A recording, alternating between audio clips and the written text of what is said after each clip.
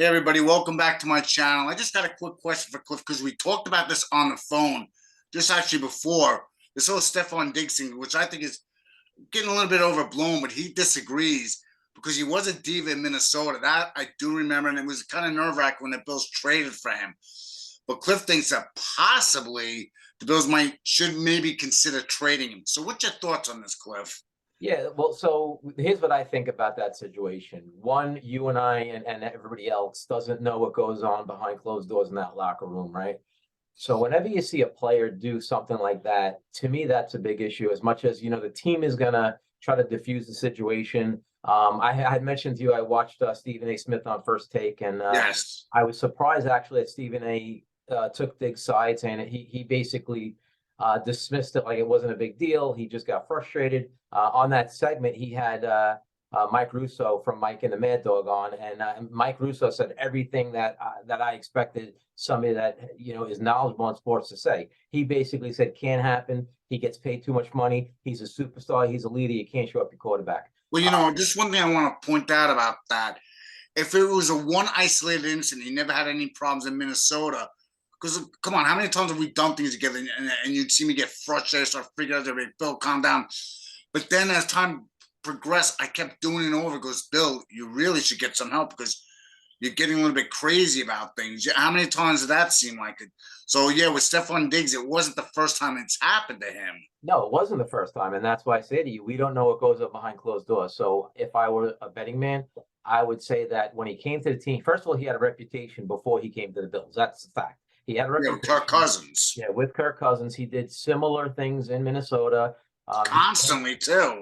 constantly. If you remember, it was him and Adam Thielen, and Thielen at that time. The reality was Thielen was probably a better receiver when I Diggs. was going to say Thielen, if I remember, that's why it's surprised when the Bills made that, because they gave up a lot to get him. I'm thinking, I almost felt like, who's truly the number one? And I thought it was Adam Thielen. And then Adam Thielen got hurt. Then Stefon Diggs, but I was just like, it almost seems like Thielen was the main guy. He was the main guy early in Diggs' career, and back to what goes on behind closed doors. You and I don't know what goes on behind closed doors, so I would guess that they probably sat him down multiple times. Probably actually when he first got there, and this is what we expect of you. Now, this is what I'll say to you. Do you ever see any incidents like that happen on a Bill Belichick team? You ever see that happen? No. No. Okay. I've seen Rob Gronkowski, but he never went deep, and he was more of a comedian than anything. Jokes No, around. I'm talking about where No, never. you don't see that kind of stuff. It just doesn't happen. Actually, it did happen with Tom Brady. Tom Brady once, he yelled at his players a lot. But Do you remember the incident with Tom Brady and Bill O'Brien? yeah, his offensive coordinator. Yeah, He at the laced into time. him, but it's And his he got up coordinator. and got in His Brady's coordinator face. came right back at him, which was Yeah, that was actually good to see that because he didn't back down. But yeah. you don't really see that on certain teams. When you have a disciplinary type coach. So I'm not going to say the Bills have a coaching problem, but when you see a player do something like that, it needs to be addressed by the coach. Now, on the First Take segment, one of the sideline reporters, I don't know her name, she's on the show anyway. What she said is, I was on the sideline, I spoke to the head coach, and he said everything's okay. If I was a player, I'm surprised Stephon Diggs wasn't more upset. And that, to me, that's just a coach sticking up for his player, trying to diffuse the PR move situation. too. Behind closed doors, he's probably pissed, and he probably sat him down in his office and said, and by the way, Stephon Diggs left the locker room right after the game. He didn't talk to anybody, didn't talk to the press. I think players called him and said, get back here, this is a bad look, and he came back. But at some point, the head coach had to sit him down and say something. Now, back to your original question, do I think they're going to get rid of him? I would say right now, that's a consideration. If you can't have a player, to me, a player like that is a cancer. Okay. You could try to dismiss it as much as you want and say it was a isolated incident. He's been a good soldier. He has a history of doing that. So this is really the first time the chips were down on the team. I mean, last year they made it to the championship game, and it No, was the year before. They got knocked out by Kansas City in the same situation they did with Cincinnati this year. It was the year before they went to the championship okay, game. yeah, that's right. I'm sorry, that's right. But 2 years in a row, they didn't have a defeat like that defeat where it was honestly they got blown out, right? They got Yeah, they blown got out, they the got bus. dominated. So when you get dominated, your true character comes out. And to me, he just showed his true character, and it has to be addressed. It has to be addressed by the coaching staff. And if you don't think you could get through a player like that, it's time to move on. Now, you told me that they signed a 4-year extension. I believe, yeah, it was a 4-year extension worth. I'm gonna throw. I think it might be 4 years total of 96 million or something. Okay, so he's going to be a hard guy to get rid of. So you might be stuck with him. But I mean, listen, I say stuck with him. The guy's obviously very productive. He's a very good player. I wouldn't say stuck with them. Let's just say they want to do that. You think that the Giants would be a place? Come on, he played there. Now they also know his history a little bit. How do you know they might try to make a move to go to the Giants? They could use a guy like Stephon Diggs. Where did he play here? Huh? He played here. Where did he? Diggs never. No, I'm talking about Brian Daboll. Oh, he played. Was a coordinator, and then the executive guy who's now the general manager. I'm just saying, but they also know, being on that staff for a couple of years, how Stefon Diggs. We don't know if he's done that prior to that. It's never gotten out there, but we don't know. I'm just saying that might be a landing spot. Listen, honestly, we don't know what they think of him. Maybe they don't think he's a problem. I don't know, but they know him, right? So that would be interesting because the Giants do need a number one. You got Joe Shane. I never thought of that. You got Joe Shane and Brian Daboll's here. So maybe there is some discussion about we'll take that problem off your hand. Now, the Giants, a couple years ago, when you and I talked about the Giant wrap-up, there's one guy that I didn't mention, and he's a forgotten man in New York. And do you know who it is? He's a forgotten. Yeah, OBJ. No. He's currently on the roster. Oh, currently on the roster now? Yeah. Let me Giants? Yeah, let me just bring up the name. Galladay. Now. Oh, okay. He's a problem? Well, he's not a problem. He's not a problem from that standpoint of what Diggs did.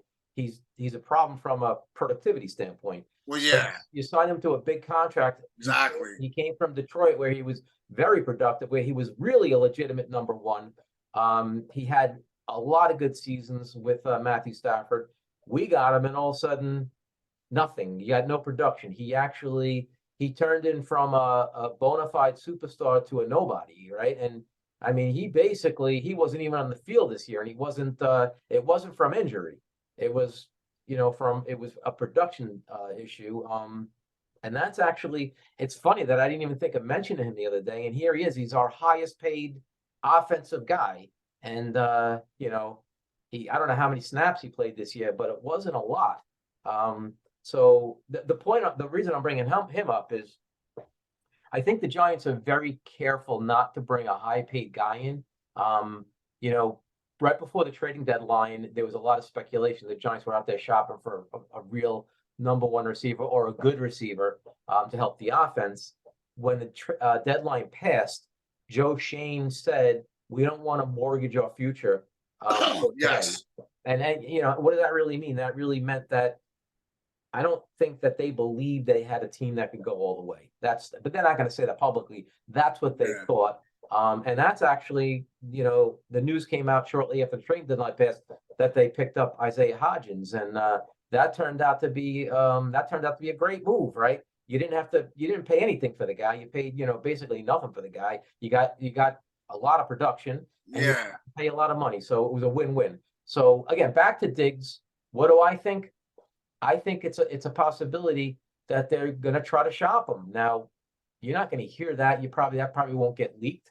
And if he's making what you said he's making, it's hard to get rid of a guy like that. If he has a reputation, this is going to be the second time teams to get rid of him. You start to, it's a trend. It becomes a trend then. Yeah. Look when a player's a great player and he ends up with different teams all the time, and they're productive because Stephon Diggs, 3 straight years, he's had over 100 receptions. Right. Bill, if you're that good, somebody will take a chance. Exactly. Look at Antonio Brown. Okay. Look at how many teams he hopped around, and the only reason he kept coming back to the league is because he's a talent. Yeah. Now here's another guy. Here's another New York guy that you mentioned his name earlier, OBJ. Okay. Why did New York get rid of him? Because he's a problem. He was a problem. We don't like those type of players around here. The Giant ownership doesn't like those type of players. The management team at the time didn't like that kind of player. We traded him to Cleveland. That turned out to be a great trade because Yeah, and it ended up being a disaster with Cleveland. it did because they ended up getting rid of him too for the same reason. Yeah. Right? Now, Didn't obviously, they end up releasing him on top of which they got no compensation? did they cut him or did they trade him to the Rams? I think he was released. I don't remember, but did they really? No, they had to. I would have that. I would have to go back. I thought they traded him, but what do I know? But anyway, the Yeah. point is that the Giants got rid of him. Cleveland got rid of him. He ended on a positive note with the Rams winning a Super Bowl. He got injured in the game.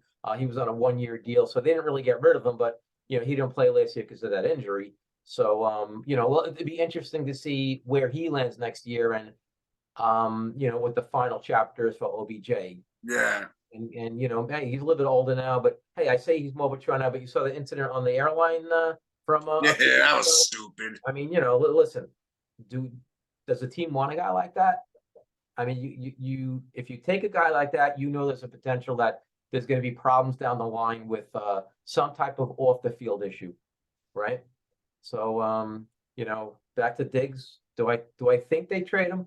I think they consider it, and I think if the deal is right, and they think they can get a guy that can fill that slot, I would move on from him. I don't like when I see something like that. You don't do that in that spot. That's my opinion. Yeah. Well, that's all I had. Those are the only questions I have about that whole situation. All right. Well, thanks for reaching out. Good talking to you about this topic, and Same here. looking forward to Sunday. Yeah. So let's have fun watching the game. Okay, right, take it easy. Hey, Bill, hold on. Didn't we have a sponsor for today's video? Oh, are you talking about? Wait a minute. I don't know what's that? Ice House Edge. What is it? Ice House Edge. Ice House Edge. Okay, what is that? What it was like 24? Yeah, it's got 8% alcohol. 25 Don't worry, I haven't been drinking when you did this. What's that? I haven't been drinking yet, so okay. When I do this, I don't drink really. I really was saying that jokingly. I didn't think you were going to pull a beer up. I thought it was Manscaped. Wasn't it Manscaped? Well, Manscaped? What, am I going to shave my thingies down there? So I don't know what you do in your private time. Anyway, let me go. This is getting weird. All right, I'll talk to you later. Okay.